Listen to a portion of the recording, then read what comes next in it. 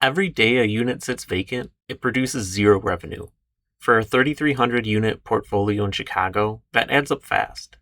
This operator's leasing team was doing the right thing. They were pulling data out of AppFolio, running it through Excel, and calculating average rents on comparable units. The problem was averages were wrong. The portfolio included subsidized units with above market rents, and those were pulling up the numbers. When a leasing agent looked at a comparison, the data was misleading. We built a data foundation connected to both of their AppFolio accounts and a Power BI dashboard on top of it.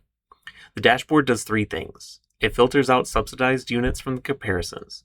It automatically matches each vacant unit against occupied units with the same bed count, bath count, and property type.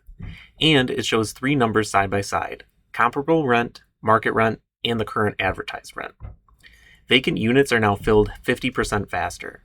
The leasing team stopped guessing and started making informed pricing calls backed by real data.